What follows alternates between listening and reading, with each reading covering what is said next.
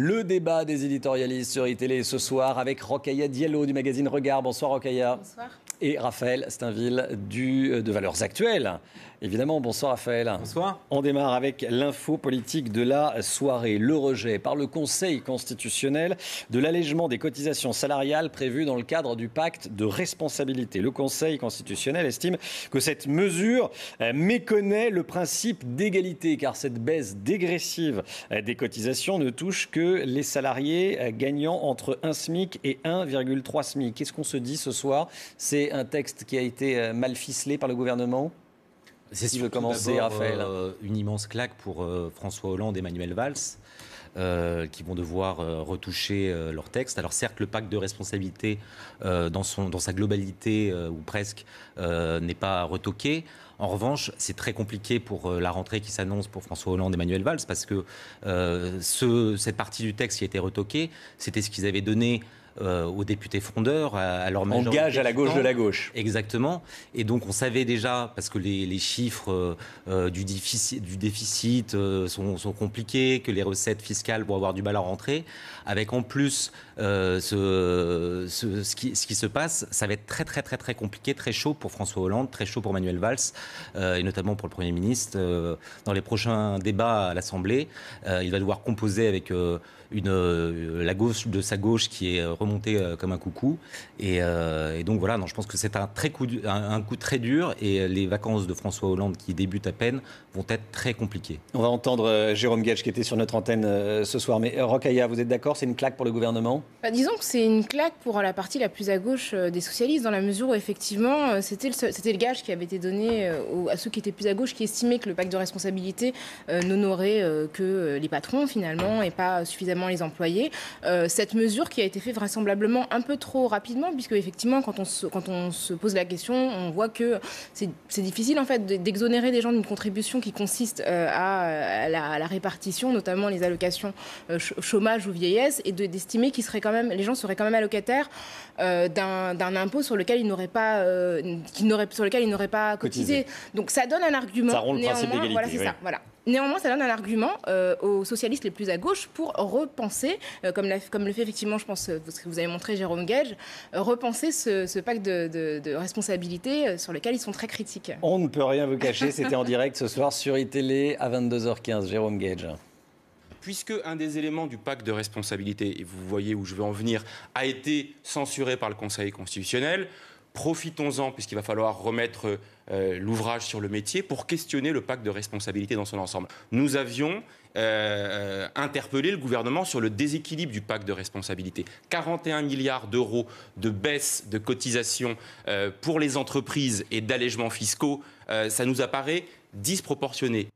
Voilà, Jérôme Guedj, qui est l'un des frondeurs. Il y aura une réunion des frondeurs lors des universités d'été, de l'université d'été de La Rochelle à la fin du mois. Et Jérôme Guedj, qui l'a dit ce soir sur iTélé, il dit le questionnement du pacte de responsabilité. En clair, il demande un nouveau pacte. Alors, c'est réalisable, c'est réaliste. Je pense qu'il a peu de chances d'être entendu. Comme je le disais tout à l'heure, la situation financière de la France, c'est très très compliqué. Et cette partie du pacte qui a été retoquée, c'était 2,4 milliards de rentrées fiscales en moins pour le gouvernement. Aujourd'hui, la France n'est pas dans une situation où elle peut s'autoriser ce genre de cadeau. La nouvelle quand même de la décision du Conseil constitutionnel, c'est que le pacte de responsabilité va rentrer en vigueur et qu'il a été accepté dans sa quasi-intégralité, à l'exception des mesures qui étaient favorables financièrement, en tout cas, aux gens qui avaient les plus petits salaires. Donc moi, je pense que malgré les récriminations des frondeurs, le gouvernement ne refera pas modifier le pacte de responsabilité. Ce que disent Marisol Touraine et d'autres ministres, c'est qu'on intégrera à la loi de finances des mesures qui seront favorables aux salariés. Mais de toutes les façons, la question du pacte de responsabilité et de ces 40 milliards de cadeaux qui ont été faits aux personnes qui ne sont pas forcément les plus, en tout cas aux entreprises qui ne sont pas forcément les plus défavorisées, c'est une question qui se pose, mais qui, à mon avis, ne verra pas de satisfaction du côté des frondeurs. Il faut le remplacer par quoi exactement ? Alors il y a FO ce soir, Force ouvrière, qui propose une augmentation du SMIC, c'est réaliste ? Qui dit une vraie mesure de gauche, une vraie mesure de pouvoir d'achat, l'augmentation du SMIC, c'est simple. En tout cas, oui, c'est simple, en tout cas, dans la voie de FO. C'est simple, on peut rêver. Les gens consomment quand ils ont de ça, l'argent. Il ne s'agit pas forcément d'un rêve. Il ne s'agit pas forcément d'un rêve. Il y a des pays qui y parviennent. relever le SMIC, c'est pour les entreprises, alors même que d'un autre côté, on essaie de tout faire pour relancer la croissance et leur débloquer des marges de manœuvre, c'est absolument irréaliste. Sauf que plusieurs rapports disent que les conditions de l'austérité telles qu'elles sont appliquées en France et dans plusieurs pays d'Europe influent sur justement cette absence de montée de la croissance, puisque les gens gagnant moins, consomment moins. Donc il y a quand même une contradiction dans l'idée effectivement de devoir se serrer la ceinture, de vouloir augmenter la croissance et finalement de ne pas permettre aux personnes d'avoir un revenu suffisant pour consommer. Donc il y a quand même des économistes qui sont tout à fait favorables à ce que propose Force ouvrière. Donc, Le début de vacances est compliqué pour François Hollande. Jean-Michel Bellay, le patron des radicaux de gauche, estime que la réforme territoriale est mal fichue, mal préparée. Et il menace de faire démissionner les 3 ministres PRG si la réforme n'était pas modifiée. Il veut notamment maintenir les départements dans les zones rurales, quand il n'y a pas de grosses villes, de grosses agglomérations. François Hollande et Manuel Valls tremblent face à cette menace. Ça serait embarrassant. Je ne suis pas certaine. Enfin, je suis pas certaine du pouvoir de M. Bellay sur Christiane Taubira, par exemple. Donc, effectivement, il peut menacer de faire partir ses 3 ministres. Moi, ce qui m'étonne, en fait, c'est que dans toutes les mesures qui ont été prises par François Hollande depuis 2 ans et demi, la seule qu'il fasse menacer de quitter le gouvernement, c'est ce découpage territorial. Donc, effectivement, il dit que c'est allé trop rapidement, qu'il y a un manque de concertation. Et je pense que lui, en tant que baron d'une circonscription locale, il n'a absolument pas intérêt à... Alors, il n'y a plus Christiane Taubira. Hein, c'est Annick Girardin, Sylvia Pinel et Thierry Braillard. Non, mais je crois qu'il d'une certaine manière, il a raison dans ses critiques. Après, quant à son pouvoir de nuisance, il est totalement nul parce que les 17 députés, notamment qu'il a à l'Assemblée, ne doivent d'avoir été élus que par des accords avec le PS. Sans le PS, ils ne sont plus rien. Donc, c'est un coup d'épée dans l'eau. Sur la nécessité de maintenir les départements dans les zones rurales, là, c'est la proposition faite par Jean-Michel Bellay. Ça s'entend ? Mais ça s'entend et je crois que ce sera le cas. Ce qu'il demande, c'est le maintien des conseils généraux, parce qu'apparemment, il n'y a plus d'administration dans les ça sera le cas, sinon ça supposerait une révision de la Constitution. Et il demande aussi une meilleure représentation des départements ruraux dans les assemblées parlementaires. Donc, Cette réforme, elle est censée faire des économies à l'État, mais les députés, et c'est passé quelque peu inaperçu, ont décidé d'abandonner le plafond de 150 élus. C'est-à-dire qu'on peut aller au-delà. Ça a été fait notamment pour l'Île-de-France. C'est important, cette mesure. C'est pas destiné à cajoler les élus. En tout cas, il y a une certitude, c'est que les économies promises par cette réforme territoriale sont quasiment nulles. Ça a été démontré par plusieurs rapports. Jean-Christophe Fromentin, qui est très alerte sur le sujet, qui a tout un tas d'experts autour de lui, l'a démontré. Les économies réalisées dans un premier temps, en tout cas dans les premières années, seront absolument nulles.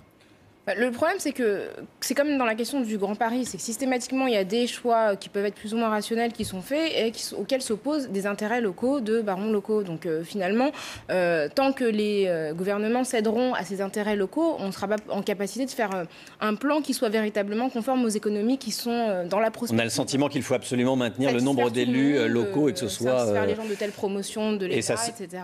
Donc, et ça sert tous les partis. C'est Rocaille qu'il dit.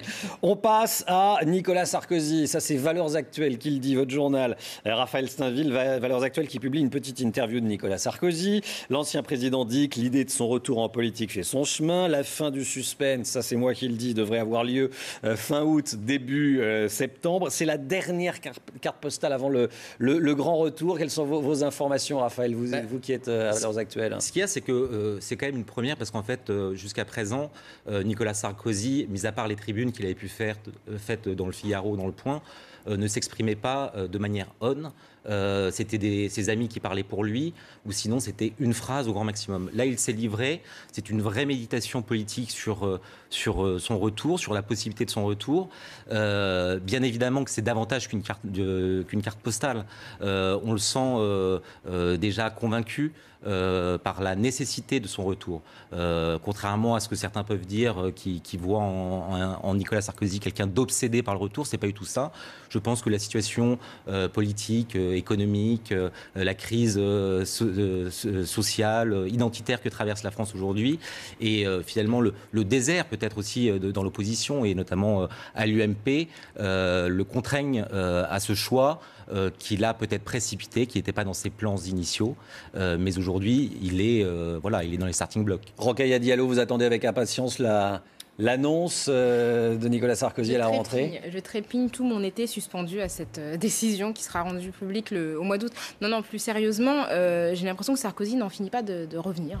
Donc effectivement, il y a eu ce qu'on appelait ces cartes postales, cette mise en scène familiale dans Paris Match, ces petites phrases disséminées ça et là pour expliquer que peut-être, éventuellement, il voudrait prendre la présidence de l'UMP. Moi, j'ai le sentiment quand même que ça le place en profond décalage avec les aspirations des Français. C'est-à-dire que là où ces diverses apparition, finalement, il donne le sentiment qu'il donne la priorité à son retour, à sa position politique, au lieu de donner ce qu'attendent les Français, donc des solutions à leurs problèmes. Je crains, moi, que ça n'entache son image et que ça occasionne un rejet. En fait, les solutions, elles viendront au moment du retour, dès lors qu'il sera candidat à quelque chose. Sauf qu'on parle plus du retour que des solutions, et on se demande bien si, finalement, Nicolas Sarkozy a autre chose à proposer que lui-même. Non, mais comme le dit Nicolas Sarkozy dans cet entretien qu'il donne à Valeurs Actuelles, l'idée de son retour est installée dans la tête des gens. Donc maintenant, il est en train de redescendre doucement sur Terre, de franchir l'atmosphère, et lorsqu'il sera au milieu des siens... il pourra bénir les Français de son aura magique. Vous êtes mystique là, Raphaël. Visiblement, tout le monde à droite ne se réjouit pas de ce retour. Regardez et écoutez ce que nous disait le député UMP Hervé Mariton, qui, il faut le dire, est candidat à la présidence de l'UMP. Nicolas Sarkozy fait partie des possibles pour l'élection présidentielle. Est-ce qu'en amont de cela, nous sommes en 2014, il doit être candidat à l'élection à la présidence de l'UMP? Il a le droit, bien sûr, mais je pense que c'est une très mauvaise idée, pour plusieurs raisons. D'abord, président de la République, président de l'UMP, ça n'est pas la même chose. On attend d'autres qualités d'un président de la République, et s'il veut démontrer qu'il a changé, affirmer cette capacité à faire bouger la France, à incarner le pays au-delà des frontières partisanes, alors il ne faut pas passer par la case président de l'UMP. Est-ce que Hervé Mariton n'a pas raison? Est-ce que Nicolas Sarkozy, s'il veut gagner la présidentielle, ne va pas se griller, entre guillemets, à la présidence de l'UMP à remettre les mains dans le cambouis, comme on dit? Et ce qu'il y a, c'est que les circonstances l'imposent. C'est-à-dire qu'il aurait pu faire comme François Fillon et enjamber toutes les élections intermédiaires. Là, il a une occasion de revenir. S'il ne revenait pas, il aurait été encore le recours, et ça compliquait son retour. Après, ce qui est là où Hervé Mariton n'a pas encore lu Valeurs Actuelles, c'est que la manière dont Nicolas Sarkozy envisage son retour, et notamment sa présidence de l'UMP, si d'aventure il prenait ses décisions, c'est pas du tout pour se transformer en petit chef d'un petit parti, d'un petit clan. Il veut rassembler, il veut s'appuyer sur les jeunes, et finalement il prendra beaucoup de hauteur dans cette présidence, d'après ce qu'il dit dans ses propos. On va regarder le tweet du Parti Socialiste. Réaction du PS aujourd'hui. Le PS qui dénonce en clair les minauderies de l'ancien président, perclus de mise en cause judiciaire, n'ayant comme programme que son retour Nicolas Sarkozy. Minaude, j'y vais pas. C'était pas d'ailleurs sur Twitter, enfin ça l'a été, mais c'est un communiqué du PS ce matin. Est-ce que cette réaction assez musclée est proportionnelle à l'inquiétude à gauche vis-à-vis de ce retour probable de Nicolas Sarkozy? Je ne sais pas. On a l'impression que le PS craint le retour de Nicolas Sarkozy. Après, ils ont des raisons de le craindre parce que, avec tout ce qu'on peut lui reprocher, ça reste un excellent candidat. Et je rappelle quand même que la victoire de François Hollande en 2012 n'était pas éclatante, malgré la détestation qui pouvait être celle qu'avaient un certain nombre de Français à l'égard de Nicolas Sarkozy. Donc l'inquiétude est tout à fait légitime. Après, sur l'opposition qu'il peut rencontrer en interne de la part notamment de Hervé Mariton, moi je pense que ces gens-là, si Sarkozy décide de revenir, n'ont absolument aucune chance face à la rouleau compresseur qui est Nicolas Sarkozy, qui, s'il n'est pas forcément un bon président, est un très bon candidat. Ce qui est amusant avec la gauche, c'est qu'ils aimeraient pouvoir choisir le candidat de la droite. Alors effectivement, Nicolas Sarkozy n'est pas forcément celui qu'ils aimeraient pouvoir affronter. On sent très bien une fébrilité parce qu'en face, notamment à gauche, il y a une sorte de vide, de désert idéologique, doctrinal. Et donc c'est compliqué. C'est très compliqué pour eux. Mais c'est quand même compliqué aussi pour Nicolas Sarkozy de revenir avec des casseroles judiciaires. Merci à tous les deux. Jusqu'à présent, je crois qu'il y a la présomption d'innocence qui s'applique. Qui prévaut en également France. pour Nicolas Sarkozy. Merci à tous les deux. 23h23 sur iTélé, restez bien avec nous. 23h30, le grand journal de la nuit avec Nidia Paliakara. Très belle nuit sur iTélé.